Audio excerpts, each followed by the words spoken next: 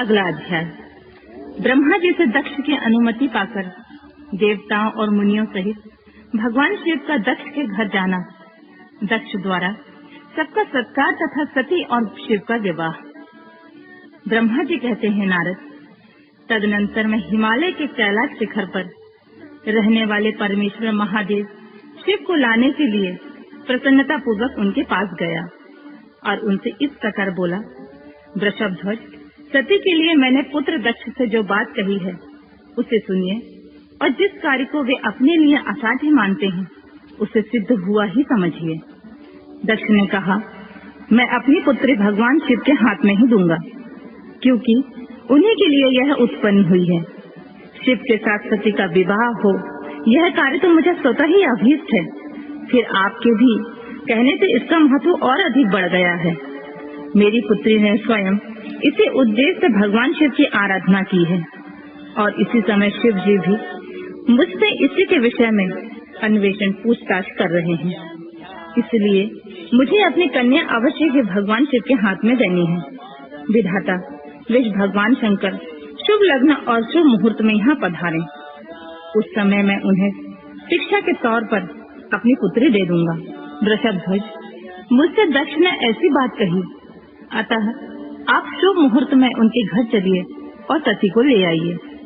मुनि, मेरी यह बात सुनकर भक्त वत्सल रुद्र लौकिक गति का आश्रय लेकर हंसते हुए मुझसे बोले, संसार के सृष्टि करने वाले ब्रह्मा जी, मैं तुम्हारे और नारद के साथ दक्ष के घर चलूंगा।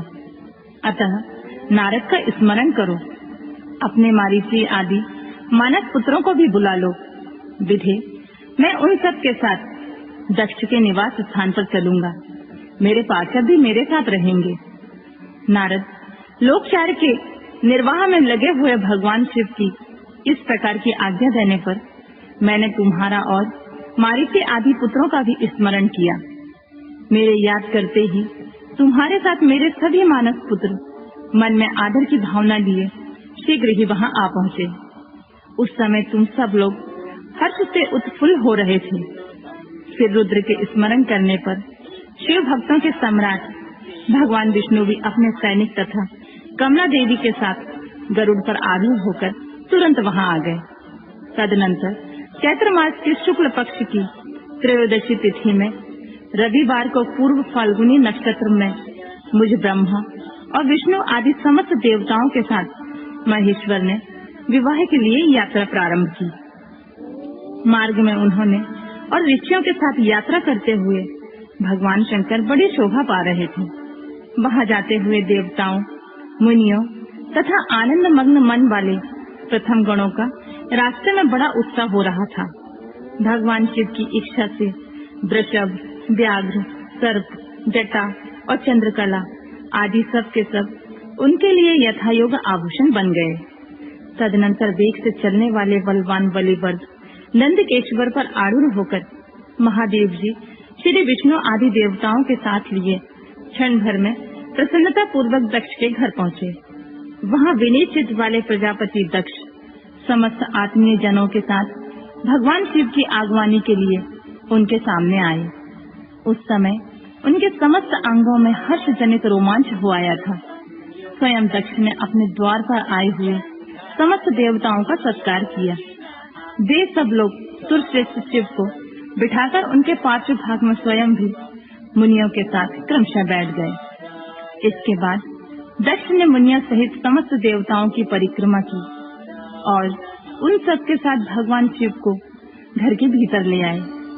उस समय दक्ष के मन में बड़ी प्रसन्नता थी। उन्होंने सर्वेश्वर शिव को उत्तम आसन देकर स्वयं विधि पूर्वक उनका पूजन किया। तत्पश्चात श्री विष्णु मेरा ब्राह्मणों का, देवताओं का और समस्त शिव गणों का यथोचित विधि से उत्तम भक्ति भाव के साथ पूजन किया।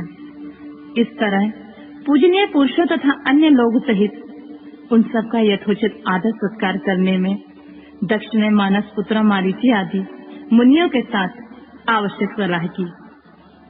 इसके बाद मेरे पुत्र दक्ष ने मुझ पिता से मेरे चरणों में प्रणाम करके प्रसन्नता पूर्वक कहा, प्रभु आप ही वैवाहिक कार्य कराएं।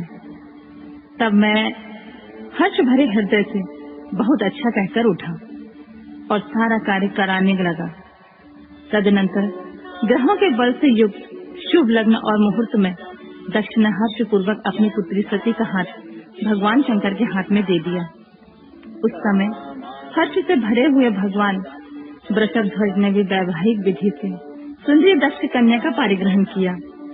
फिर मैंने, श्री हरि ने, तुम तथा अन्य मुनियों ने, देवताओं ने और प्रथम गणों ने भगवान शिव को प्रणाम किया और सबने नाना प्रकार की स्तुतियों द्वारा उन्हें संतुष्ट किया।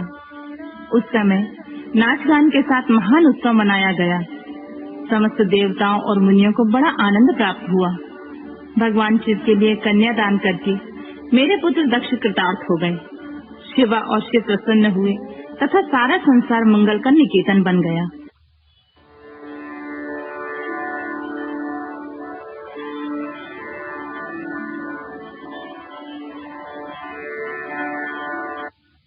अगला अध्याय, सती और शिव के द्वारा अग्नि की परिक्रमा। श्री हरि द्वारा शिव तत्व का वर्णन। शिव का ब्रह्मा जी को दिए हुए वर के अनुसार वेदी पर सदा के लिए आविस्थान तथा शिव का सती का विदा हो कैलाश पर जाना। ब्रह्मा जी कहते हैं, नारद, कन्यादान करके दक्ष ने भगवान शंकर को नाना प्रकार की वस्तुएं दहेज में दी। यह सब करके वे बड़े प्रसन्न हुए। फिर उन्होंने ब्राह्मण को भी नाना प्रकार से धन बांटे। तत्पश्चात लक्ष्मी सहित भगवान विष्णु शंकर के पास हाथ जोड़कर खड़े हुए और यूं बोले, देवादिदेव महादेव, दया सागर, प्रभु, तात, आप संपूर्ण जगत के पिता हैं और सती सबकी माता हैं। आप दोनों सत्पुरुषों के कल्याण तथा दुष्टों के दमन के लिए सदा लीला पूर्वक अवतार ग्रहण करते हैं। यह सनातन श्रुति का कथन है। आप चिकने नील अंजन के समान शोभा वाली सती के साथ जिस प्रकार शोभा पा रहे हैं, मैं उससे उल्टी लक्ष्मी के साथ शोभा पा रहा हूँ। अर्थात सती नील वर्ण और आप गौर वर्ण, उससे उल्टे में नील वर्ण तथा लक्ष्मी गौर वर्ण है। नारद, मैं देवी सती के पास आकर ग्रह सूत्रोक्त विधि से विस्तार पूर्वक सारा अग्नि कार्य कराने लगा। मुझे आचार्य तथा ब्राह्मणों की आज्ञा से शिव और शिव ने बड़े हर्ष के साथ विधि पूर्वक अग्नि की परिक्रमा की। उस समय वहाँ बड़ा अद्भुत उत्सव मनाया गया। गाजे बाजे और नृत्य के साथ होने वाला वह उत्सव सबको बड़ा सुखद जान पड़ा। तदनंतर भगवान विष्णु बोले, सदाशिव, मैं आपकी आज्ञा से यहाँ शिव तत्व का वर्णन कर रहा हूँ। समस्त देवता तथा दूसरे मुनि अपने मन को एकाग्र करके इस विषय को सुनो। भगवान, आप प्रधान और अप्रधान, प्रकृति और उससे अतीत हैं। आपके अनेक भाग हैं, फिर भी आप भाग रहित हैं। ज्योतिर्मय स्वरूप वाले आप परमेश्वर के ही हम तीनों देवता के अंश हैं। आप कौन हैं, मैं कौन और ब्रह्मा कौन है? आप परमात्मा के ये तीन अंश हैं जो सृष्टि, पालन और संहार करने के कारण एक दूसरे से भिन्न प्रतीत होते हैं। आप अपने स्वरूप का चिंतन कीजिए। आपने स्वयं ही लीला पूर्वक शरीर धारण किया है। आप निर्गुण ब्रह्म रूप में एक हैं। आप ही सगुण ब्रह्मा हैं और हम ब्रह्मा, विष्णु और रुद्र तीनों आपके अंश हैं। जैसे एक ही शरीर के भिन्न भिन्न अवयव, मस्तक, ग्रीवा आदि नाम धारण करते हैं, तथापि उस शरीर से वे भिन्न नहीं हैं। उसी प्रकार हम तीनों अंश आप परमेश्वर के ही अंग हैं। उसी प्रकार हम तीनों अंश आप परमेश्वर के ही अंग हैं, जो ज्योतिर्मय आकाश के समान सर्वव्यापी एवं निर्लेप, स्वयं ही अपना धाम, पुराण, कूटस्थ, अव्यक्त, अनंत, नित्य तथा दीर्घ आदि विशेषणों से रहित निर्विशेष ब्रह्मा है। वही आप शिव हैं, अतः आप ही सब कुछ हैं। ब्रह्मा जी कहते हैं, मुनीश्वर, भगवान विष्णु की यह बात सुनकर महादेव जी बड़े प्रसन्न हुए।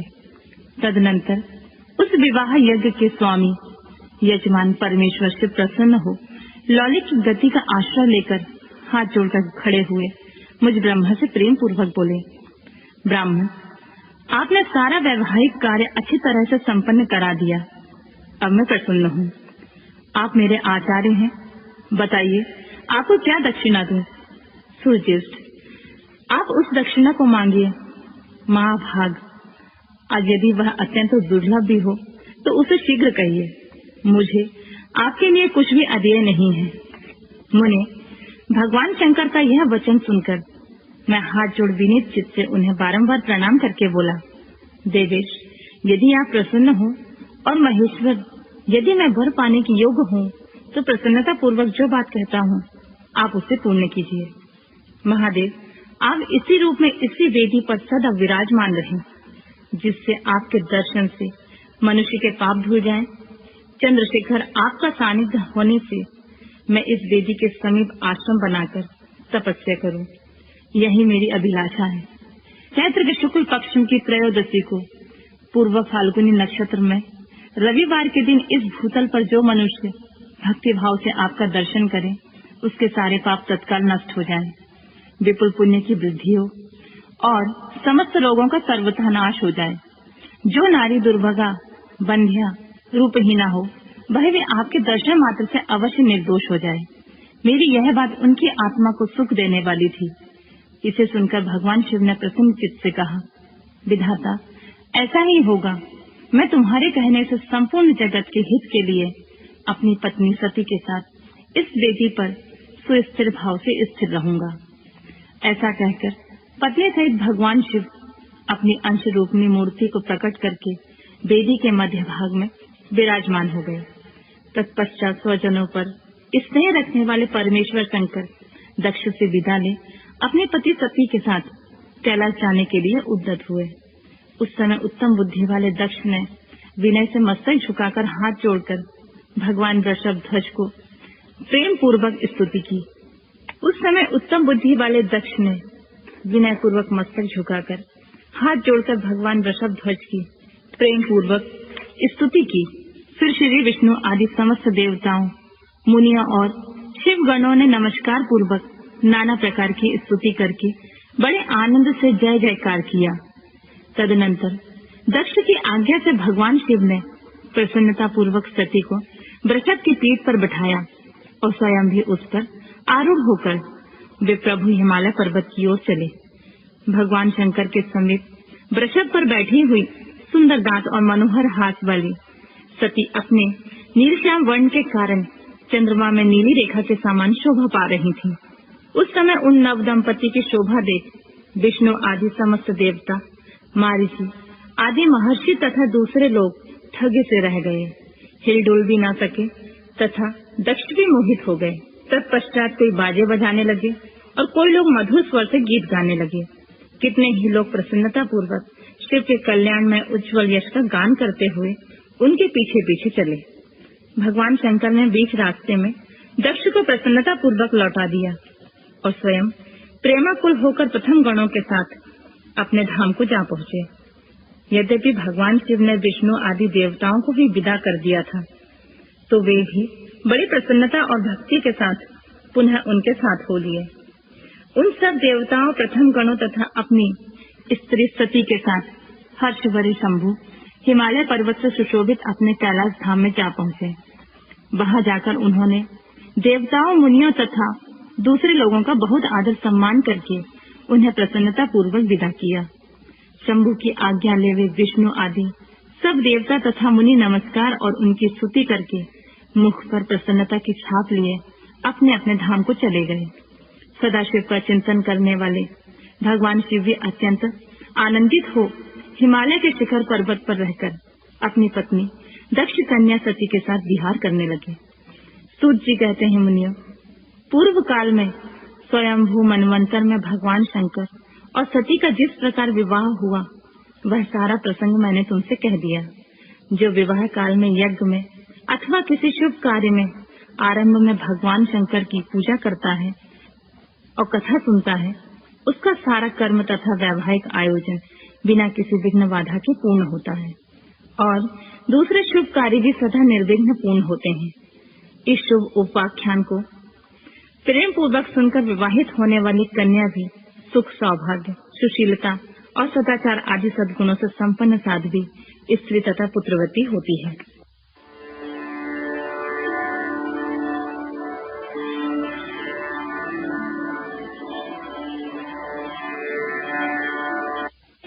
पहला अध्याय। सती का प्रश्न तथा उसके उत्तर में भगवान शिव द्वारा ज्ञान एवं नवधा भक्ति के स्वरूप का विवेचन। कैलाश तथा हिमालय पर्वत पर श्री शिव और सती के विविध तिहारों का विस्तार पूर्वक वर्णन करने के पश्चात ब्रह्मा जी ने कहा, मुनि, एक दिन की बात है, देवी सती एकांत में भगवान शंकर से मिली और उन्हें भक्ति पूर्वक प्रणाम करके दोनों हाथ जोड़कर खड़ी हो गईं।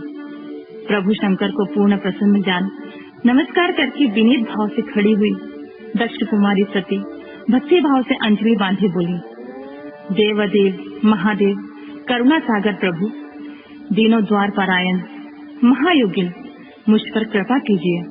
आप परम पुरुष हैं, सबके स्वामी हैं, रजोगुण तत्वगुण तथा तमोगुण से परे हैं, निर्गुण भी हैं, सगुण भी हैं। आप साक्षी निर्विकार और महाप्रभु हैं। हर मैं धन्य हूँ जो आपकी कामनी और आपके साथ सुंदर विहार करने वाली आपकी प्रिया हुई। स्वामी, आप अपने भक्त वत्सल से ही प्रेरित होकर मेरे पति हुए हैं। नाथ, मैंने बहुत वर्षों तक आपके साथ विहार किया है महेशान, इससे मैं बहुत संतुष्ट हुई हूँ और अब मेरा मन उधर से हट गया है। देवेश्वर हर, अब तो मैं उन परम तत्व का ज्ञान प्राप्त करना चाहती हूँ जो निरतिशय सुख प्रदान करने वाला है तथा जिसके द्वारा जीव संसार दुख में अनायासी उद्धार पा सके। नाथ, जिस कर्म के अनुष्ठान करके विषय जीव भी परम पद को प्राप्त कर ले और संसार बंधन में ना बंधे, उसे आप बताइए, मुझ पर कृपा कीजिए। ब्रह्मा जी कहते हैं, मुने, इस प्रकार आदि शक्ति महेश्वरी सती ने केवल जीवों के उद्धार के लिए अब उत्तम भक्ति भाव के साथ भगवान शंकर से प्रश्न किया। तब उनके उस प्रश्न को सुनकर स्वेच्छा से शरीर धारण करने वाले भगवान तथा योग के द्वारा भूख से विरक्त चित्त वाले स्वामी शिव ने अत्यंत प्रसन्न होकर सती से इस प्रकार कहा, देवी दक्ष नंदिनी महेश्वरी, सुनो, मैं उसी परम तत्व का वर्णन करता हूँ जिससे वासनाबद्ध जीव तत्काल मुक्त हो सकता है। परमेश्वरी, तुम विज्ञान के परातत्व को जानो। विज्ञान वह है जिसके उदय होने पर मैं ब्रह्मा हूँ ऐसा दृढ़ निश्चय हो जाता है। ब्रह्मा के सिवा दूसरी कोई वस्तु का स्मरण नहीं रहता तथा उस विज्ञानी पुरुष की बुद्धि सर्वदा शुद्ध हो जाती है। प्रिय, वह विज्ञान दुर्लभ है, इस त्रिलोकी में उसका ज्ञाता कोई विरला नहीं है। वह जो और जैसा भी है वह सदा मेरा स्वरूप ही है।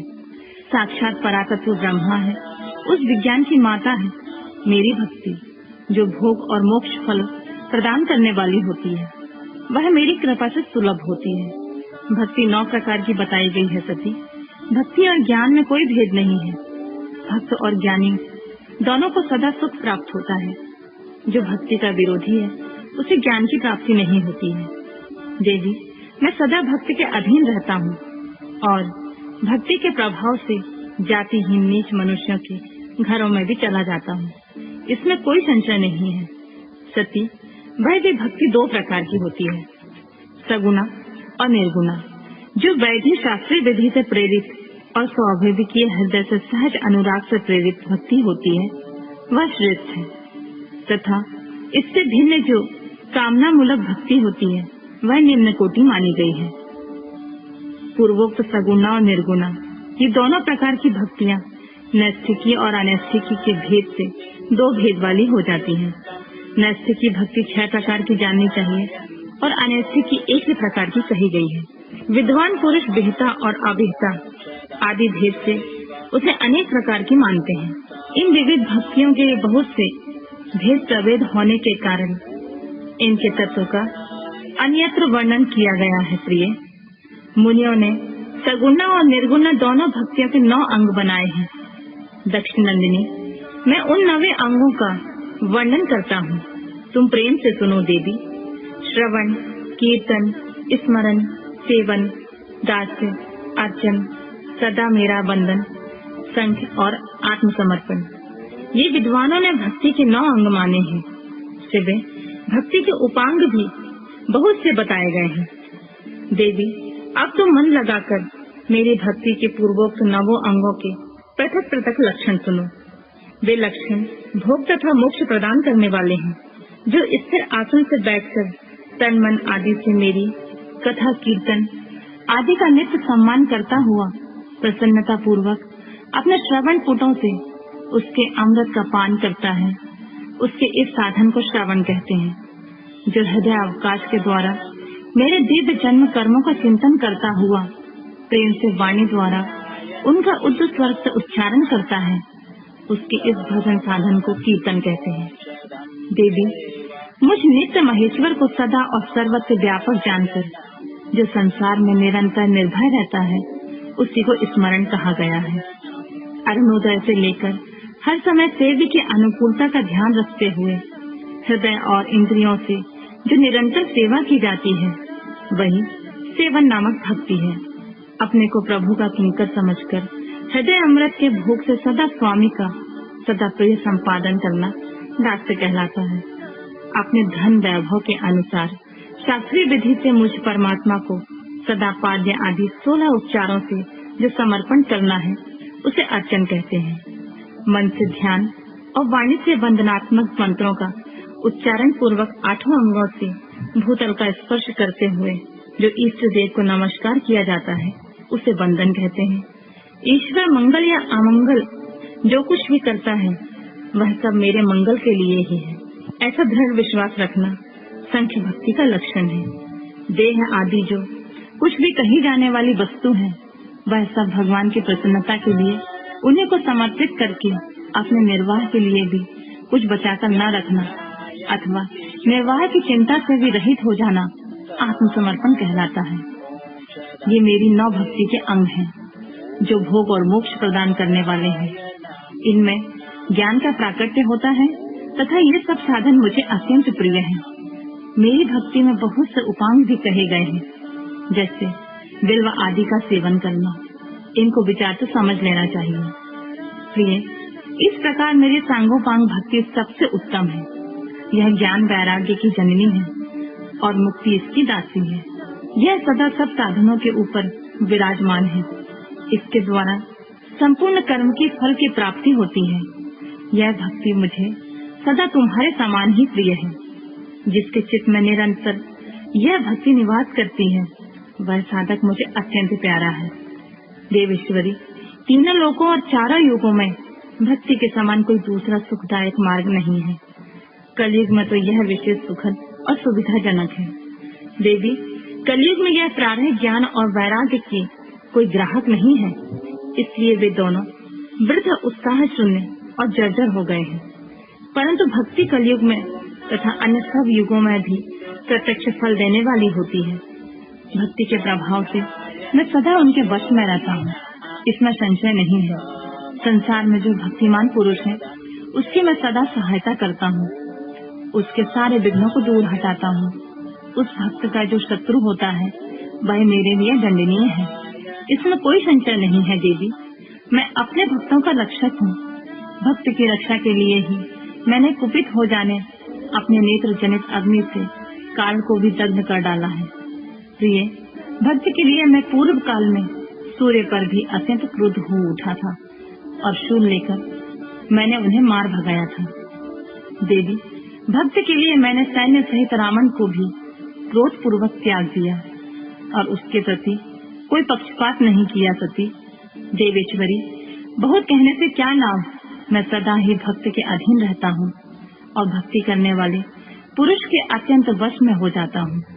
ब्रह्मा जी कहते हैं, नारद, इस प्रकार भक्त का महत्व सुनकर दक्ष कन्या सती को बड़ा हर्ष हुआ।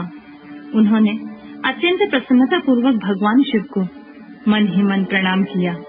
मुनि, सती देवी ने पुनः भक्ति काल विषय शास्त्र के विषय में भक्ति पूर्वक पूछा। उन्होंने जिज्ञासा की कि जिस लोक में सुखदायक और जीवों के उद्धार के साधनों का प्रतिपादक है, वह शास्त्र कौन सा है। उन्होंने यंत्र मंत्र शास्त्र, उसके महात्म तथा जीव उद्धारदायक धर्ममय साधनों के विषय में विशेष रूप से जानने की इच्छा प्रकट की। सती के इस प्रश्न को सुनकर भगवान शंकर के मन में बड़ी प्रसन्नता हुई। उन्होंने जीवों के उद्धार के लिए सब शास्त्रों का प्रेम पूर्वक वर्णन किया। महेश्वर ने 5 अंगों सहित तंत्र शास्त्र, यंत्र शास्त्र, तथा भिन्न भिन्न देवेश्वरों की महिमा का वर्णन किया। मुनीश्वर इतिहास कथा सहित उन देवताओं के भक्तों का महिमा का, वर्ण आश्रम धर्मों का तथा राज धर्मों का भी निरूपण किया। पुत्र और स्त्री के धर्म की महिमा का, कभी न नष्ट होने वाले वर्णाश्रम धर्म का और जीवों को सुख देने वाले वैदिक शास्त्र और ज्योतिष शास्त्र का भी वर्णन किया। महेश्वर ने कृपा करके उत्तम सामुद्रिक शास्त्र का तथा बहुत से शास्त्रों का स्वतः वर्णन किया। इस प्रकार लोकोपचार करने के लिए सद्गुण संपन्न शरीर धारण करने वाले त्रिलोक सुखदायक और सर्वज्ञ सतीशिव हिमालय के कैलाश शिखर पर तथा अन्य स्थानों पर नाना प्रकार की लीलाएं करते थे। वे दोनों दंपति साक्षात परब्रह्म स्वरूप हैं।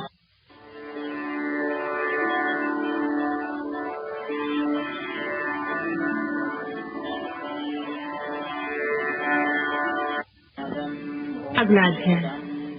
दंडकारण्य में शिव को श्री राम के प्रति मस्तक झुकाते देख सती का मोह तथा शिव की आज्ञा से उनके द्वारा श्री राम की परीक्षा। नारद जी बोले, ब्राह्मण विधे प्रजानाथ महाप्राज्ञ दयानिधि, आपने भगवान शंकर तथा देवी सती के मंगलकारी सूर्यश का श्रवण कराया है। अब इस समय पुनः प्रेम पूर्वक उनके उत्तम यश का वर्णन कीजिए। उन शिव दंपति ने वहां रहकर कौन सा चरित्र किया था? ब्रह्मा जी ने कहा, मुने तुम मुझसे सती और शिव के चरित्र का प्रेम से श्रवण करो। वे दोनों दंपति वहां लौकिक गति का आश्रय ले नित्य निरंतर क्रीड़ा किया करते थे।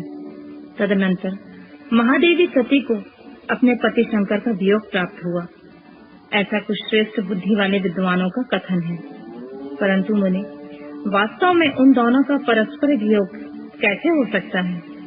क्योंकि वे दोनों वाणी और अर्थ के समान एक दूसरे से सदा मिले जुले हैं, शक्ति और शक्तिमान हैं तथा चित स्वरूप हैं। फिर उनकी लीला विषयक रुचि होने के कारण यह सब कुछ संगठित हो रहा है। सती और शिव यद्यपि ईश्वर हैं, तो भी लौकिक रीति का अनुसरण करके वे जो जो लीला करते हैं, ये सब संभव है।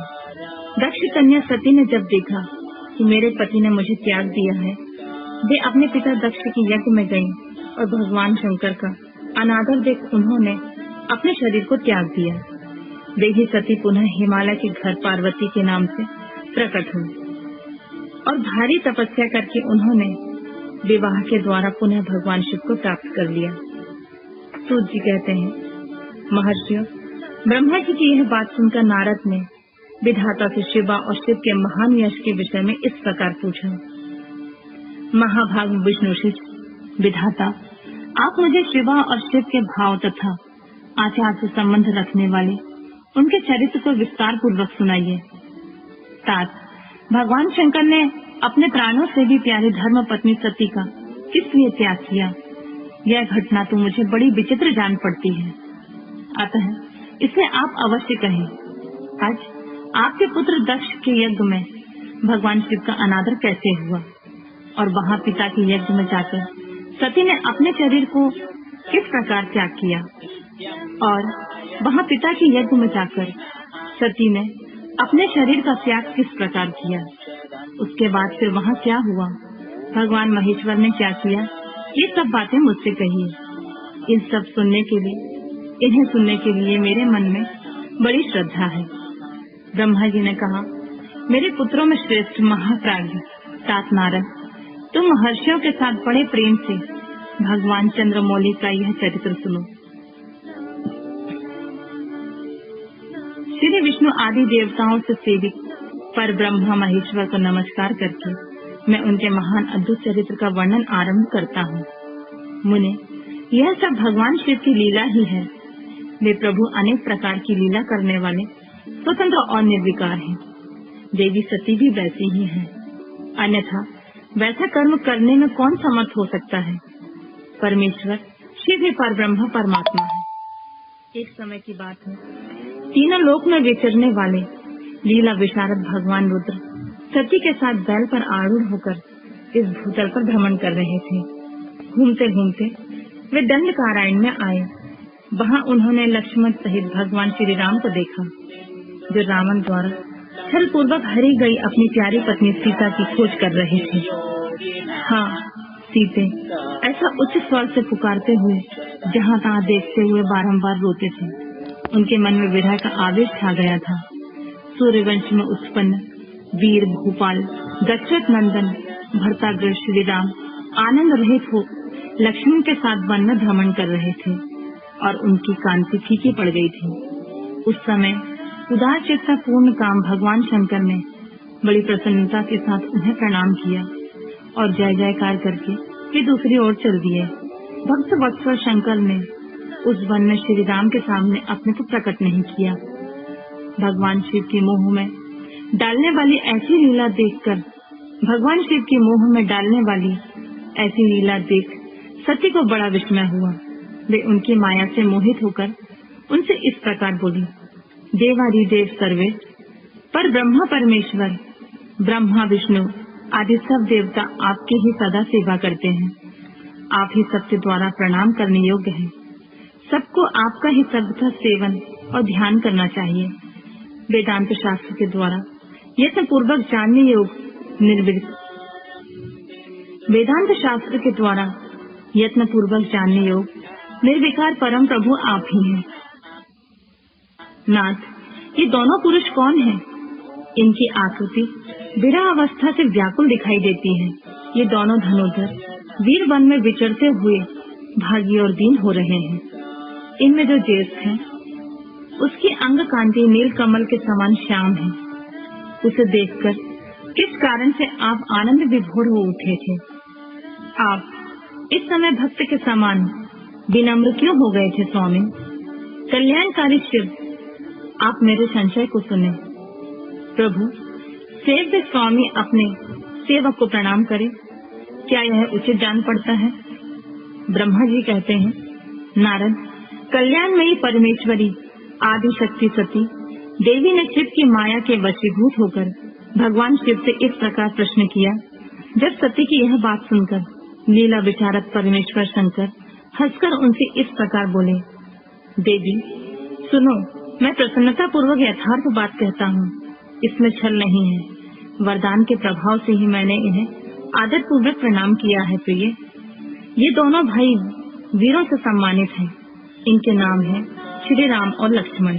इनका प्राकट्य सूर्यवंश में हुआ है। ये दोनों राजा दशरथ के विद्वान पुत्र हैं। इनमें जो गौर रंग के छोटे बंधु हैं वे साक्षात शेष के अंश हैं। उनका नाम लक्ष्मण है। इनके बड़े भाई का नाम श्री राम है। इनके रूप में भगवान विष्णु ही अपने संपूर्ण अंश से प्रकट हुए हैं। उपद्रव इनसे दूर ही रहते हैं। ये साधु पुरुषों की रक्षा तथा हम लोगों के कल्याण के लिए इस पृथ्वी पर अवतीर्ण हुए हैं। ऐसा कहकर सृष्टिकर्ता भगवान शंभु चुप हो गए। भगवान शिव की ऐसी बात सुनकर भी सती के मन को इस पर विश्वास नहीं हुआ। क्यों न हो, भगवान शिव की माया बड़ी प्रबल है।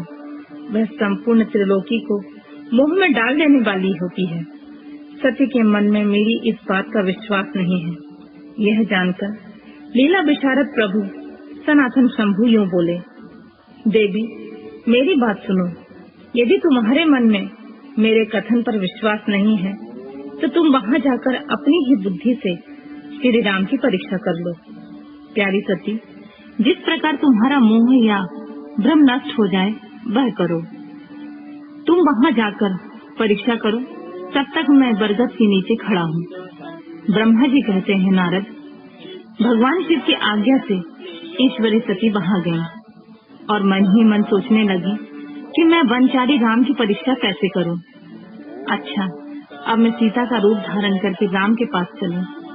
यदि राम साक्षात विष्णु है तब तो सब कुछ जान लेंगे, अन्यथा वे मुझे नहीं पहचानेंगे। ऐसा विचार सती ने सीता बनकर श्री राम के समीप उनकी परीक्षा लेने के लिए गई। वास्तव में वे मोह में पड़ गई थी। सती को सीता के रूप में सामने आई देख शिव शिव का जाप करते हुए रघुकुल नंदन श्री राम सब कुछ जान गए और हंसते हुए उन्हें नमस्कार करके बोले, सती जी, आपको नमस्कार है। आप प्रेम पूर्वक बताएं, भगवान शंभु कहाँ हैं? आप पति के बिना अकेली ही इस वन में क्यों आई हैं? देवी, आपने अपना रूप त्याग कर किस लिए यह नूतन रूप धारण किया है? मुझ पर कृपा करके इसका कारण बताइए। रामचंद्र जी की यह बात सुनकर सती उस समय आश्चर्यचकित हो गईं। वे शिव जी की कही हुई इस बात का स्मरण करके उसे यथार्थ समझकर बहुत लज्जित हुई। श्री राम को साक्षात विष्णु जान अपने रूप को प्रकट करके मन ही मन भगवान शिव के चरणार बिंदों का चिंतन कर प्रसन्नचित हुई। सती उनसे इस तरह बोली, रघुनंदन, स्वतंत्र परमेश्वर भगवान शिव मेरे तथा अपने पार्षदों के साथ पृथ्वी पर भ्रमण करते हुए इस वन में आ गए हैं। यहाँ उन्होंने सीता की खोज में लगे हुए लक्ष्मण सहित तुमको देखा। उस समय सीता के लिए तुम्हारे मन में बड़ा क्लेश था। तुम विरह शोक से पीड़ित दिखाई देते थे। उस अवस्था में तुम्हें प्रणाम करके वे चले गए और बट वृक्ष के नीचे अभी भी खड़े हैं। भगवान शिव बड़े आनंद के साथ तुम्हारे वैष्णव रूप की उत्कृष्ट महिमा का गान कर रहे थे। यद्यपि उन्होंने तुम्हें चतुर्भुज विष्णु के रूप में नहीं देखा है, तो भी तुम्हारा दर्शन करते ही आनंद विभोर हो गए। इस निर्मल रूप की ओर देखते हुए उन्हें बड़ा आनंद प्राप्त हुआ। इस विषय में मेरे पूछने पर भगवान शंभु ने जो बात कही उसे सुनकर मेरे मन में भ्रम उत्पन्न हो गया। अतः राघवेंद्र, मैंने उनकी आज्ञा लेकर तुम्हारी परीक्षा की है। श्री राम, अब मुझे ज्ञात हो गया कि तुम साक्षात विष्णु हो। तुम्हारी सारी प्रभुता मैंने अपनी आंखों से देख ली है। अब मेरा संशय दूर हो गया है। तो भी महामते, तुम मेरी बात सुनो। मेरे सामने यह सच सच बताओ कि तुम भगवान शिव के भी वंदनीय कैसे हो गए।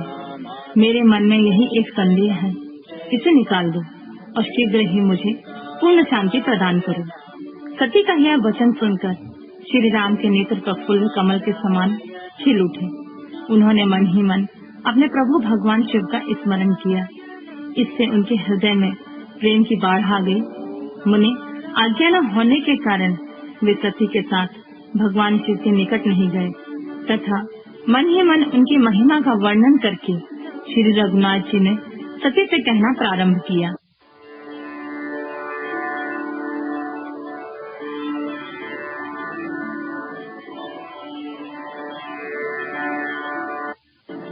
अगला अध्याय। श्री शिव के द्वारा गोलोक धाम में श्री विष्णु का गोपेश के पद पर अभिषेक तथा उनके प्रति प्रणाम का प्रसंग सुनाकर श्री राम का सती के मन का संदेह दूर करना, सती का शिव के द्वारा मानसिक त्याग। श्री राम बोले, देवी, प्राचीन काल में एक समय परम दृष्टा भगवान शंभु ने अपने परात्पर धाम में विश्वकर्मा को बुलाकर उनके द्वारा अपनी गौशाला में एक रमणीय भवन बनवाया, जो बहुत ही विस्तृत था। उसमें एक श्रेष्ठ सिंहासन का भी निर्माण कराया। उस सिंहासन पर भगवान शंकर ने विश्वकर्मा द्वारा एक छत्र बनवाया, जो बहुत ही दिव्य, सदा के लिए अद्भुत एवं परम उत्तम था। तत्पश्चात उन्होंने सब ओर से इंद्र आदि देवगणों, सिद्धों, गंधर्वों, नागादिकों तथा संपूर्ण उपदेवों को शीघ्र वहां बुलवाया। समस्त वेदों और आगमों को, पुत्रों सहित ब्रह्मा जी को, मुनियों को, अप्सराओं तथा समस्त देवियों को, जो नाना प्रकार की वस्तुओं से संपन्न थी, आमंत्रित किया।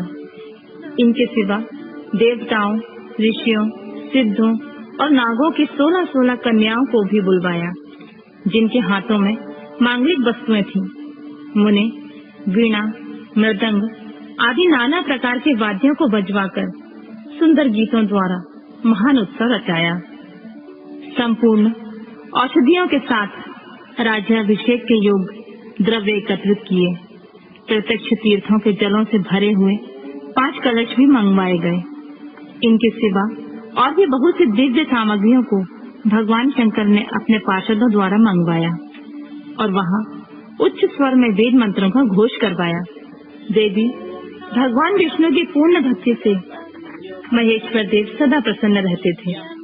इसलिए उन्होंने प्रीति युक्त हृदय से श्री हरि को बैकुंठ से बुलवाया और शुभ मुहूर्त में श्री हरि को उस श्रेष्ठ सिंहासन पर बैठाया। महादेव जी ने स्वयं ही प्रेम पूर्वक उन्हें सब प्रकार के आभूषणों से विभूषित किया। उनके मस्तक पर मनोहर मुकुट बांधा गया और उनके मंगल कौतुक कराए गए।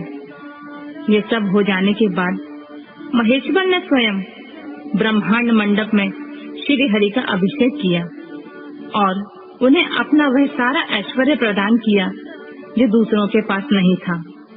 तदनंतर स्वतंत्र ईश्वर भक्त वत्सल शंभु ने श्री हरि का स्तवन किया और अपनी पराधीनता को सर्वत्र प्रसिद्ध करते हुए वे लोककर्ता ब्रह्मा से इस प्रकार बोले, लोकेश, आज से मेरी आज्ञा के अनुसार ये विष्णु हरि स्वयं मेरे वंदनीय हो गए हैं।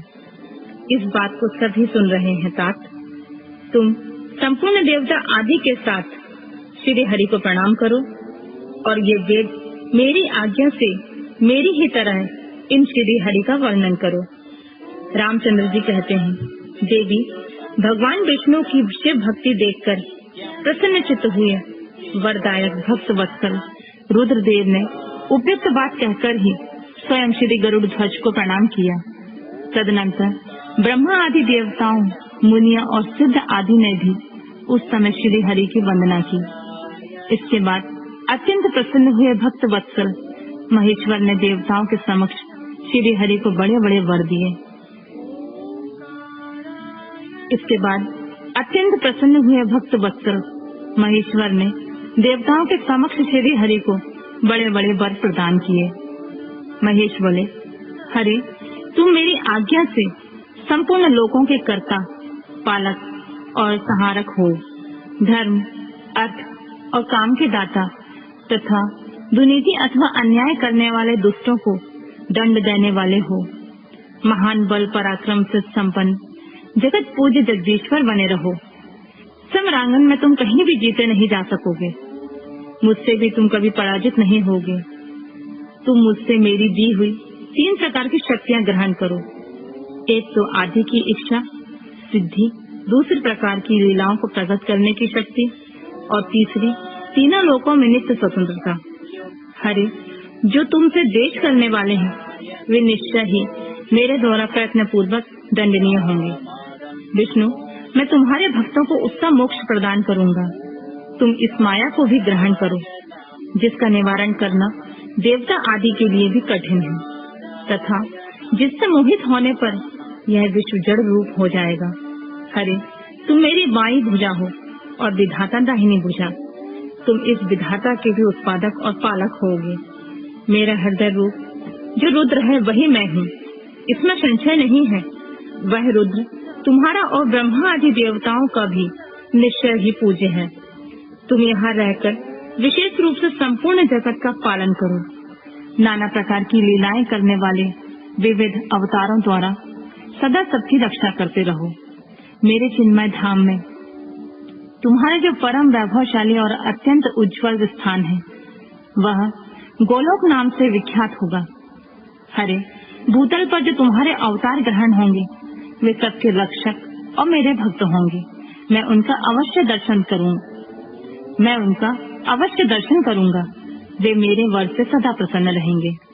रामचंद्र जी कहते हैं, देवी, इस प्रकार श्री हरि को अपना अखंड ऐश्वर्य सौंपकर उमा वल्लभ भगवान हर स्वयं कैलाश पर्वत पर रहते हुए अपने पार्षदों के साथ स्वच्छंद क्रीड़ा करते हैं। तभी से भगवान लक्ष्मीपति वहाँ गोप वेश धारण करके आए और गोप गोपी तथा गौओं के अधिपति होकर बड़ी प्रसन्नता के साथ रहने लगे। वे श्री विष्णु प्रसन्नचित हो समस्त जगत की रक्षा करने लगे। वे शिव की आज्ञा से नाना प्रकार के अवतार ग्रहण करके जगत का पालन करते और इस समय वे ही श्री हरि भगवान शंकर की आज्ञा से 4 भाइयों के रूप में अवतीर्ण हुए हैं। उन 4 भाइयों में सबसे बड़ा मैं राम हूँ, दूसरे भरत, तीसरे लक्ष्मण और चौथे भाई शत्रुघ्न। देवी, मैं पिता की आज्ञा से सीता और लक्ष्मण के साथ वन में आ गया। यहाँ किसी निशाचर ने मेरी पत्नी सीता को हर लिया है और मैं विरही होकर भाई के साथ इस वन में प्रिया का अन्वेषण करता हूँ। जब आपका दर्शन प्राप्त हो गया तब सर्वथा मेरा कुशल मंगल ही होगा। माँ सती, आपकी कृपा से ऐसा होने में कोई संदेह नहीं है देवी, निश्चय ही आपकी ओर से मुझे सीता की प्राप्ति विषयक वर प्राप्त होगा। आपके अनुग्रह से उस दुख देने वाले पापी राक्षस को मारकर मैं सीता को अवश्य प्राप्त करूंगा। आज मेरा महान सौभाग्य है जो आप दोनों ने मुझ पर कृपा की है, जिस पर आप दोनों दयालु हो जाएं। भय पुरुष तो धन्य और श्रेष्ठ है। इस प्रकार बहुत सी बातें कहकर कल्याणमयी सीता देवी को प्रणाम करके रघुकुल शिरोमणि श्री राम उनकी आज्ञा से उस वन में विचरने लगे। पवित्र हृदय वाले श्री राम की यह बात सुनकर सती मन ही मन शिव भक्ति पारायण रघुनाथ जी की प्रशंसा करते हुए प्रसन्न हुई और अपने कर्मों को याद करके उनके मन में बड़ा शोक हुआ। उनकी अंग कांति फीकी सी पड़ गई। वे उदास होकर शिव जी के पास लौटी। मार्ग में जाती हुई देवी सती बारंबार चिंता करने लगी कि मैंने भगवान शिव की बात नहीं मानी और श्री राम के प्रति कुशल बुद्धि कर ली। अब शंकर जी के पास जाकर उन्हें क्या उत्तर दूंगी। इस प्रकार बारंबार विचार करके उन्हें उस समय बड़ा पश्चाताप हुआ। शिव के समीप जाकर सती ने उन्हें मन ही मन प्रणाम किया। उनके मुख पर विषाद छा गया था और शोक से व्याकुल तथा निस्तेज हो गई थी। सती को दुखी देखकर भगवान हर ने उनका कुशल समाचार पूछा और प्रेम पूर्वक कहा, तुमने किस प्रकार परीक्षा ली। उनकी यह बात सुनकर सती मस्तक झुकाए उनके पास खड़ी हो गई। उनका मन शोक और विषाद में डूबा हुआ था। भगवान महेश्वर ने उन्हें ध्यान लगाकर सती का सारा चरित्र जान लिया और उन्हें मन से त्याग दिया। वेद धर्म का प्रतिपालन करने वाले परमेश्वर शिव ने अपनी पहले की हुई प्रतिज्ञा को नष्ट होने नहीं दिया। सती का मन से त्याग करके वे निवास भूत कैलाश पर्वत पर चले गए। मार्ग में महेश्वर और सती को सुनाते हुए आकाशवाणी बोली, परमेश्वर तुम धन्य हो और तुम्हारी यह प्रतिज्ञा भी धन्य है। तीनों लोकों में तुम्हारे जैसा महायोगी और महाप्रभु दूसरा कोई नहीं है। यह आकाशवाणी सुनकर देवी सती की कांति फीकी पड़ गई। उन्होंने भगवान शिव से पूछा, नाथ मेरे परमेश्वर, आपने कौन सी प्रतिज्ञा की है, बताइए। सती के इस प्रकार पूछने पर भी उनका हित चाहने वाले प्रभु ने पहले अपने विवाह के विषय में भगवान विष्णु के सामने जो प्रतिज्ञा की थी उसे नहीं बताया। मुने, उस समय सती ने अपने प्राण वल्लभ पति भगवान शिव का ध्यान करके उनके समस्त कारण को जान लिया, जिससे उनके प्रियतम ने उन्हें त्याग दिया था। शंभु ने मेरा त्याग कर दिया। इस बात को जानकर दक्ष कन्या सती शीघ्र ही अत्यंत शोक में डूब गई और बारंबार सिसकने लगी। सती के मनोभाव को जानकर शिव ने उनके लिए जो प्रतिज्ञा की थी उसे गुप्त ही रखा और वे दूसरी बहुत सी कथाएं कहने लगे। नाना प्रकार की कथाएं कहते हुए वे सती के साथ कैलाश पर जा पहुँचे। श्रेष्ठ आसन पर स्थित हो चिरवृत्तियों के निरोध पूर्वक समाधि लगा अपने स्वरूप का ध्यान करने लगे। सती मन में अत्यंत विषाद ले अपने उस धाम में रहने लगी। मुने, शिवा और शिव के उस चरित्र को कोई नहीं जानता था।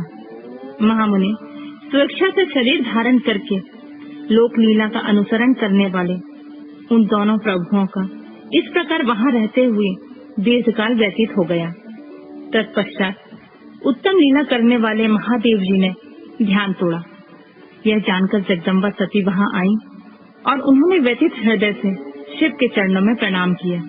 उदास चित्ता शंभु ने उन्हें अपने सामने बैठने के लिए आसन दिया और बहुत प्रेम से बहुत सी मनोरम कथाएं कही। उन्होंने वैसी ही लीला करके सती के शोक को तत्काल दूर कर दिया। वे पूर्ववत सुखी हो गयी। फिर भी शिव ने अपनी प्रतिज्ञा को नहीं छोड़ा। परमेश्वर शिव के विषय में यह कोई आश्चर्य की बात नहीं समझनी चाहिए। मुनि लोग शिवा और शिव की ऐसी ही कथा कहते हैं। कुछ मनुष्य उन दोनों में वियोग मानते हैं, परंतु उनमें वियोग कैसे संभव है। शिवा और शिव के चरित्र को वास्तविक रूप से कौन जानता है। वे दोनों सदा अपनी इच्छा से खेलते और भांति भांति लीलाएं करते हैं। सती और शिव वाणी और अर्थ की भांति एक दूसरे से नित्य संयुक्त हैं। उन दोनों का वियोग होना असंभव है। उनकी इच्छा से ही उनमें लीला वियोग हो सकता है।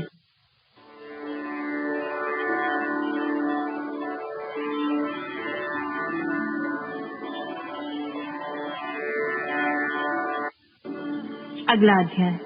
प्रयाग में समस्त महात्मा मुनियों द्वारा किए गए यज्ञ में दक्ष का भगवान शिव को तिरस्कार पूर्वक शाप देना तथा नंदी द्वारा ब्राह्मण कुल को शाप प्रदान, भगवान शिव का नंदी को शांत करना। ब्रह्मा जी कहते हैं, नारद, पूर्व काल में समस्त महात्मा मुनि प्रयाग में एकत्र हुए थे। वहां सम्मिलित हुए उन सब महात्माओं का विधि विधान से एक बहुत बड़ा यज्ञ हुआ। उस यज्ञ में सनकादि सिद्धगण, देवर्षि, प्रजापति, देवता तथा ब्रह्मा का साक्षात्कार करने वाले ज्ञानी भी पधारे थे। मैं भी मूर्तिमान महातेजस्वी निगमों तथा आगमों से युक्त हो सपरिवार वहां गया था। अनेक प्रकार के उत्सव के साथ वहां उनका विचित्र समाज जुटा था। नाना शास्त्रों के संबंध में ज्ञान चर्चा और वाद विवाद हो रहे थे। मुने उसी अवसर पर सती तथा पार्षदों के साथ त्रिलोक हितकारी सृष्टिकर्ता एवं सत्य स्वामी भगवान रुद्र भी वहां आ पहुँचे। भगवान शिव को आया देख संपूर्ण देवताओं, सिद्धों तथा मुनियों ने भी और मैंने भी भक्ति भाव से उन्हें प्रणाम किया और उनकी स्तुति की। श्री शिव की आज्ञा पाकर सब लोग प्रसन्नता पूर्वक यथा स्थान बैठ गए। भगवान का दर्शन पाकर सब लोग संतुष्ट थे और अपने सौभाग्य की सराहना करते थे। इस बीच में प्रजापतियों के भी पति प्रभु दक्ष, जो बड़े तेजस्वी थे, अकस्मात घूमते हुए प्रसन्नता पूर्वक वहां आए। वे मुझे प्रणाम करके मेरी आज्ञा ले वहां बैठे। दक्ष उन दिनों समस्त ब्रह्मांड के अधिपति बनाए गए थे, अतः सबके द्वारा सम्मान्य थे। परंतु अपने इस गौरवपूर्ण पद को लेकर उनके मन में बड़ा अहंकार था, क्योंकि वे तत्व ज्ञान से शून्य थे। उस समय समस्त देवर्षियों ने नतमस्तक हो स्तुति और प्रणाम के द्वारा दोनों हाथ जोड़कर उत्तम तेजस्वी दक्ष का आदर सत्कार किया। परंतु जो नाना प्रकार के लीला विहार करने वाले सत्य स्वामी और उत्कृष्ट लीलाकारी स्वतंत्र परमेश्वर हैं, उन महेश्वर ने उस समय दक्ष को मस्तक नहीं झुकाया। वे अपने आसन पर बैठे ही रहे, खड़े होकर दक्ष का स्वागत नहीं किया। महादेव जी को वहां मस्तक झुकाते न देख मेरे पुत्र प्रजापति दक्ष मन ही मन अप्रसन्न हो गए और उन्हें रुद्र पर सहसा क्रोध भी आया। वे ज्ञान शून्य तथा अहंकारी होने के कारण महाप्रभु रुद्र को क्रूर दृष्टि से देखकर सबको सुनाते हुए उच्च स्वर में कहने लगे। दक्ष ने कहा कि सब देवता, असुर, श्रेष्ठ ब्राह्मण तथा ऋषि मुझे विशेष रूप से मस्तक झुकाते हैं, परंतु वह जो प्रेतों और पिशाचों से घिरा हुआ महामनस्वी बनकर बैठा है, वह दुष्ट मनुष्य के समान क्यों मुझे प्रणाम नहीं करता। शमशान में निवास करने वाला यह निर्लज जो मुझे इस समय प्रणाम नहीं करता, इसका क्या कारण है? इसके वेदों कर्म लुप्त हो गए हैं। यह भूतों और पिशाचों से पीड़ित हो मतवाला बना फिरता है और शास्त्रीय विधि की अवहेलना करके नीति मार्ग में सदा कलंकित किया करता है। इसके साथ रहने वाले या इसका अनुसरण करने वाले लोग पाखंडी, दुष्ट, पापचारी तथा ब्राह्मण को देखकर उद्दंडता पूर्वक उसकी निंदा करने वाले होते हैं। यह स्वयं ही स्त्री में आसक्त रहने वाला तथा रति कर्म में दक्ष है, अतः मैं इसे शाप देने को उद्यत हुआ हूँ। यह रुद्र चारों वर्णों से पृथक और कुरूप है, इसे यज्ञ से बहिष्कृत कर दिया जाए।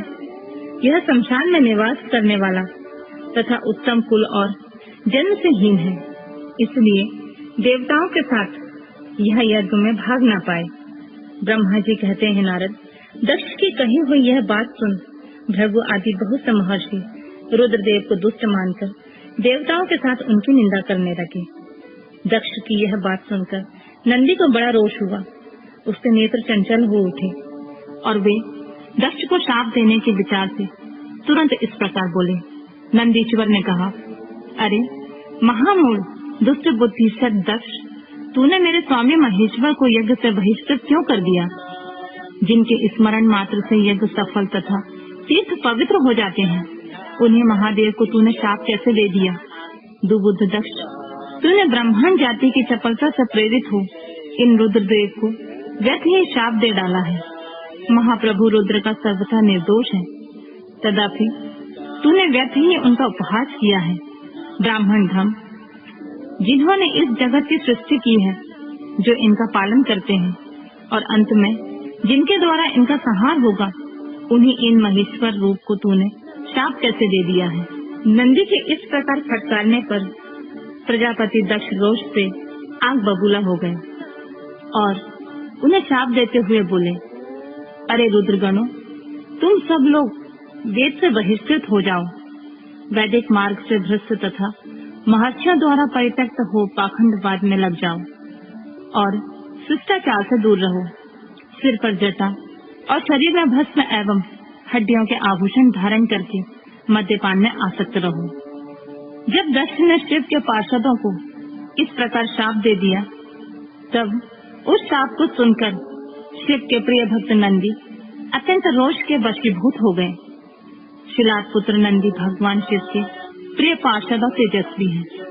वे गर्व से भरे हुए महादुष्ट दक्ष को तत्काल इस प्रकार उत्तर देने लगे। नंदीश्वर बोले, अरिष्ट दुबुद्धि दक्ष, तुझे शिव के तत्व का बिल्कुल ज्ञान नहीं है, अतः तूने शिव के पार्षदों को व्यर्थ ही शाप दिया है। अहंकारी दक्ष, जिनके चित्त में दुष्टता भरी है, उन भृगु आदि ने भी ब्राह्मण तत्व के अभिमान में आकर महाप्रभु महेश्वर का उपहास किया है। अतः यहाँ जो भगवान रुद्र से विमुख तुझ जैसे दुष्ट ब्राह्मण विद्वान हैं, उनको मैं रुद्र तेज के प्रभाव से ही श्राप दे रहा हूँ। तुझ जैसे ब्राह्मण कर्म फल के प्रशंसक वेदवाद में फंसकर वेदों के तत्व ज्ञान से शून्य हो जाएं। वे ब्राह्मण सदा भोगों में तन्मय रहकर स्वर्ग को ही सबसे बड़ा पुरुषार्थ मानते हुए स्वर्ग से बढ़कर कोई दूसरी वस्तु नहीं है, ऐसा कहते रहे और क्रोध लोभ तथा मद से युक्त निर्लज्ज भिक्षुक बने रहे। कितने ही ब्राह्मण वेद मार्ग को सामने रखकर शूद्रों का यज्ञ कराने वाले और दारिद्र होंगे, सदा दान लेने में लीन रहेंगे। दूषित दान ग्रहण करने के कारण वे सबके सब नरकगामी होंगे। दक्ष, उनसे यह कुछ ब्राह्मण तो ब्राह्मण राक्षस भी होंगे, जो परब्रह्म शिव को सामान्य देवता समझकर उनसे द्रोह करता है, वह दुष्ट बुद्धि वाला प्रजापति दक्ष तत्व ज्ञान से विमुख हो जाए। यह विषय सुख की इच्छा से कामना रूपी कपट से युक्त धर्म वाले गृहस्थ आश्रम से आसक्त रहकर कर्म कांड का तथा कर्म फल के प्रशंसा करने वाले सनातन वेदवाद का विस्तार करता रहे। इसका आनंदमय मुख नष्ट हो जाए। यह आत्मा ज्ञान को भूलकर पशु के समान हो जाए और यह दक्ष कर्म भ्रष्ट हो शीघ्र ही बकरे के मुख से युक्त हो जाए। इस प्रकार कुपित हुए नंदी ने जब ब्राह्मणों को और दक्ष ने महादेव जी को शाप दिया, तब वहाँ महान हाहाकार मच गया। नारद, मैं वेदों का प्रतिपादक होने के कारण शिव तत्व को जानता हूँ, इसीलिए दक्ष का वह शाप सुनकर मैंने बारंबार उसकी तथा भृगु आदि की ब्राह्मणों की भी निंदा की। सदाशिव महादेव भी नंदी की यह बात सुनकर हंसते हुए मधुर वाणी में बोले और वे नंदी को समझाने लगे। सदाशिव ने कहा, नंदिन, मेरी बात सुनो, तुम तो परम ज्ञानी हो, तुम्हें क्रोध नहीं करना चाहिए। तुमने भ्रम से यह समझकर कि मुझे शाप दिया गया है, व्यर्थ ही ब्राह्मण कुल को शाप दे डाला। वास्तव में मुझे किसी का शाप छू ही नहीं सकता, अतः तुम्हें उत्तेजित नहीं होना चाहिए।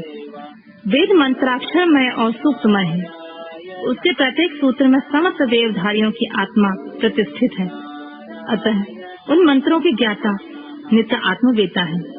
इसलिए तुम रोषवश उन्हें शाप न दो। किसी की बुद्धि कितनी ही दूषित क्यों न हो, कभी किसी वेदों को शाप नहीं दे सकता। इस समय मुझे किसी का शाप नहीं मिला है, इस बात को तुम्हें ठीक ठीक समझना चाहिए। महापते, तुम संकादी सिद्धों को तत्व ज्ञान का उपदेश देने वाले हो, अतः शांत हो जाओ। मैं भी यज्ञ हूँ, मैं भी यज्ञ कर्म हूँ, यज्ञों के अद्भुत समस्त उपकरण भी मैं हूँ। यज्ञ की आत्मा मैं हूँ, यज्ञ परायण यजमान भी मैं हूँ और यज्ञ से बहिष्कृत भी मैं ही हूँ। यह कौन है, तुम कौन हो और ये कौन? वास्तव में सब मैं ही हूँ। तुम अपनी बुद्धि से इस बात का विचार करो। तुमने ब्राह्मण को व्यर्थ ही शाप दे दिया है। महामते नंदिनी, तुम तत्व ज्ञान के द्वारा प्रपंच रचना का वाद करके आत्मनिष्ठ ज्ञानी तथा क्रोध आदि से शून्य हो जाओ। ब्रह्मा जी कहते हैं, नारद, भगवान शंभु के इस प्रकार समझाने पर नंदिकेश्वर देव पारायण होकर क्रोध रहित एवं शांत हो गए। भगवान शिव भी अपनी प्राण प्रिय पार्षद नंदी को शीघ्र ही तत्व का बोध कराकर प्रथम गणों के साथ वह प्रसन्नता पूर्वक अपने स्थान को चल दिए। इधर रोषवश से युक्त दक्ष भी ब्राह्मण से घिरे हुए अपने स्थान को लौट गए, परंतु उनका चित्त शिवद्रोह में ही तत्पर था। उस समय रुद्र को शाप दिए जाने की घटना का स्मरण करके दक्ष सदा महान रोष से भरे रहते थे। उनकी बुद्धि पर मूर्छा छा गई थी। वे शिव के प्रति श्रद्धा को त्याग कर शिव पूजों को ही निंदा करने लगे। तात नारद, इस प्रकार महात्मा शंभु के साथ दुर्व्यवहार करके दक्ष ने अपनी जिस दुष्ट बुद्धि का परिचय दिया है वह मैंने तुम्हें बता दी। अब तुम उनके पराकाष्ठा को पहुंची हुई दुबुद्धि का वृतांत सुनो। मैं बता रहा हूँ।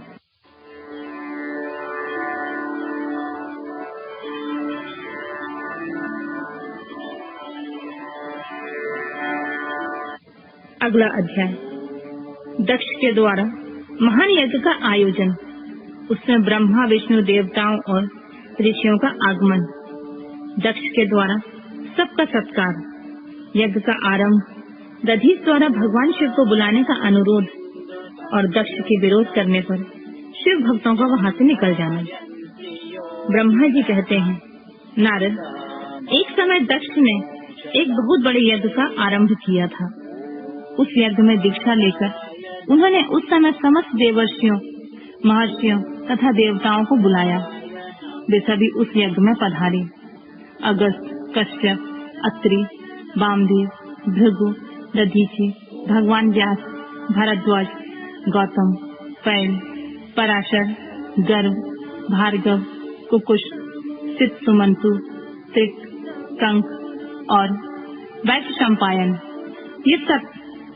ये तथा दूसरे बहुसंख्यक मुनि अपनी स्त्री पुरुषों को लेकर मेरे पुत्र दक्ष के यज्ञ में हर्षपूर्वक सम्मिलित हुए थे।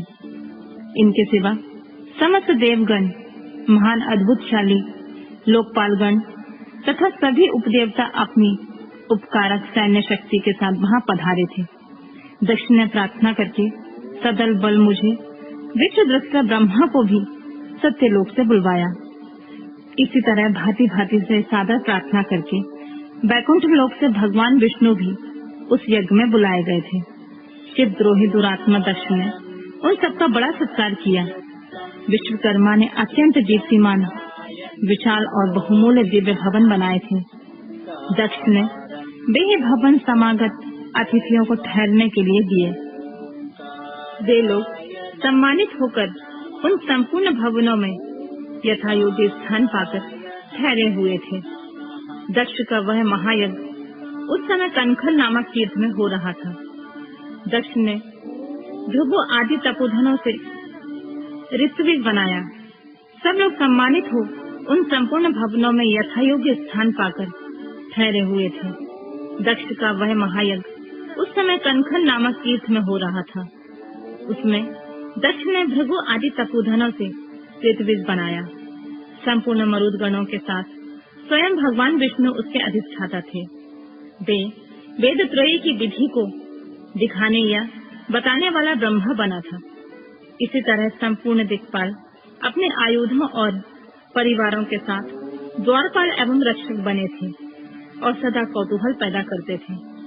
स्वयं यज्ञ सुंदर रूप धारण करके दक्ष के उस यज्ञ मंडल में उपस्थित था। महामुनियों में श्रेष्ठ सभी महर्षि स्वयं वेदों को धारण करने वाले हुए थे। अग्नि ने भी उस यज्ञ महोत्सव में शीघ्र ही हविष्य ग्रहण करने के लिए अपने सहस्र रूप प्रकट किए थे। वहाँ 88,000 ऋत्विज एक साथ हवन करते थे। 64,000 देवर्षि उद्गाता थे।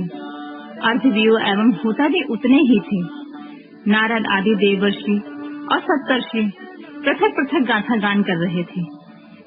दक्ष ने अपने उस महायज्ञ में गंधर्वों, विद्याधरों, सिद्धों, बारह आदित्यों, उनके गणों, यज्ञों तथा नागलोक में विचरने वाले समस्त नागों का भी बड़ी संख्या में वरण किया था। ब्रह्मर्षि, राजर्षि और देवर्षि के समुदाय तथा बहुसंख्यक नरेश भी उसमें आमंत्रित थे, जो अपने मित्रों, मंत्रियों तथा सेनाओं के साथ आए थे। यजमान दक्ष ने उस यज्ञ में वसु आदि समस्त गण देवताओं का भी वरण किया था। कौतुक और मंगलाचार करके जब दक्ष ने यज्ञ की दीक्षा ली तथा जब उनके लिए बारंबार स्वस्ति वाचन किया जाने लगा, तब वे अपनी पत्नी के साथ बड़ी शोभा पाने लगे। इतना सब करने पर दुरात्मा दक्ष ने उस यज्ञ में भगवान शंभु को आमंत्रित नहीं किया। उनकी दृष्टि में कपालधारी होने के कारण वे निश्चय ही यज्ञ में भाग पाने योग्य नहीं थे। सती प्रजापति दक्ष की प्रिय पुत्र थी, तो भी कपाली की पत्नी होने के कारण दोष करके दक्ष ने उन्हें अपने यज्ञ में नहीं बुलाया। इस प्रकार जब दक्ष का वह यज्ञ महोत्सव आरंभ हुआ और यज्ञ मंडप में आए हुए सब ऋत्विज अपने अपने कार्य में संलग्न हो गए, उस समय भगवान शंकर को वहां उपस्थित न देख शिव भक्त दधीचि का चित्त अत्यंत उद्विग्न हो उठा और वे यूं बोले। दधीच ने कहा, मुख्य मुख्य देवताओं तथा महर्षियों, आप सब लोग प्रशंसा पूर्वक मेरी बात सुने। इस यज्ञ महोत्सव में भगवान शंकर नहीं आए हैं, इसका क्या कारण है? यद्यपि वे देवेश्वर, बड़े बड़े मुनि और लोकपाल यहाँ पधारे हुए हैं, तथापि उन महात्मा पिनाक मणि शंकर की बिना यह यज्ञ अधिक शोभा नहीं पा रहा है। बड़े बड़े विद्वान कहते हैं कि मंगलमय भगवान शिव की कृपा दृष्टि से ही समस्त मंगल कार्य संपन्न होते हैं। जिनका ऐसा प्रभाव है, वे पुराण पुरुष वृषभ ध्वज परमेश्वर नीलकंठ यहाँ क्यों नहीं दिखाई दे रहे हैं? दक्ष जिनके संपर्क में आने पर अथवा जिनके स्वीकार कर लेने पर अमंगल भी मंगल हो जाते हैं, तथा जिनके 15 नेत्रों से देखे जाने पर बड़े बड़े नगर तत्काल मंगलमय हो जाते हैं, उनका इस यज्ञ में पदार्पण होना अत्यंत आवश्यक है। इसलिए तुम्हें स्वयं ही परमेश्वर शिव को यह शीघ्र बुलाना चाहिए, अथवा ब्रह्म प्रभावशाली भगवान विष्णु, देवराज इंद्र, लोकपालगण, ब्राह्मणों और सिद्धों की सहायता से सर्वथा प्रयत्न करके इस समय यज्ञ की पूर्ति के लिए तुम्हें भगवान शंकर को यहाँ ले आना चाहिए।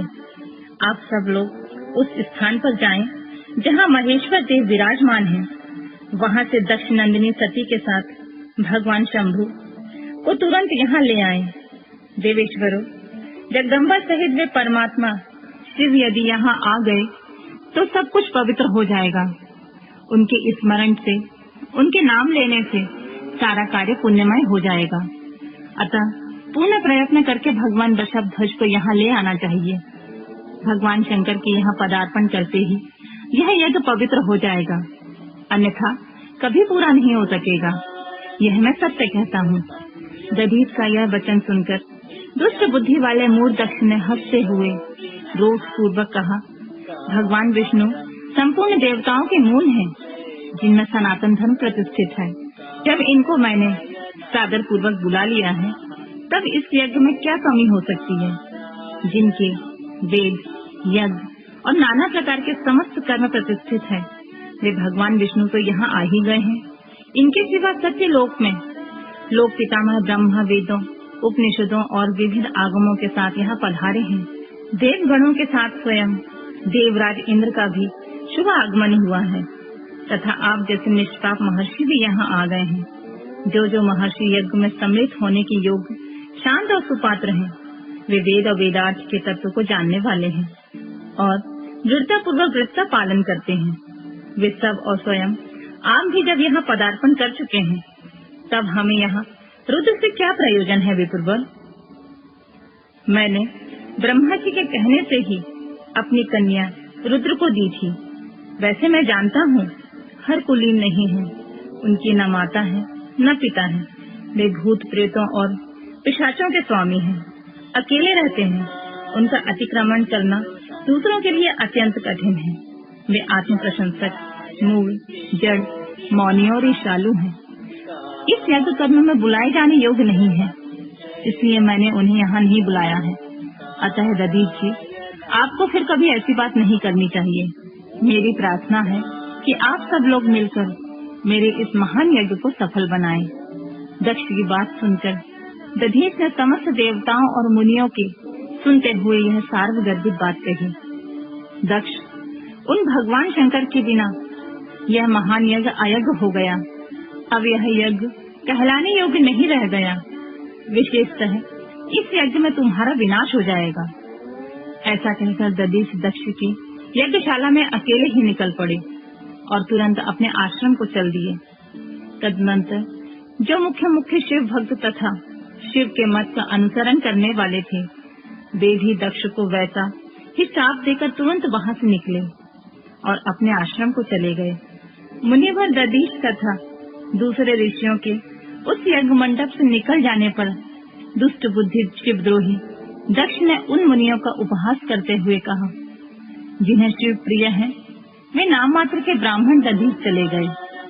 उन्हीं के समान वे दूसरे थे, वे भी मेरी यज्ञशाला से निकल गए। यह बड़ी शुभ बात हुई। मुझे सदा यही अभीष्ट है देवेश। देवताओं और मुनियों, मैं सत्य कहता हूँ, जिनके चित्त की विचार शक्ति नष्ट हो गई है, जो मंद बुद्धि है और मिथ्यावाद में लगे हुए हैं, ऐसे वेद बहिष्ठ दुराचारी लोगों को यज्ञ कर्म में त्याग ही देना चाहिए। विष्णु आदि आप सब देवता और ब्राह्मण वेदवादी हैं, अतः मेरे इस यज्ञ को शीघ्र ही सफल बनाएं। ब्रह्मा जी कहते हैं, दक्ष की यह बात सुनकर शिव के माया से मोहित हुए समस्त देवर्षि उस यज्ञ मंडप में देवताओं का पूजन और हवन करने लगे। मुनीश्वर नारद, इस प्रकार उस यज्ञ को जो शाप मिला उसका वर्णन किया गया है। अब यज्ञ के विध्वंस की घटना को बताया जाता है, तो उसे आदर पूर्वक सुनो।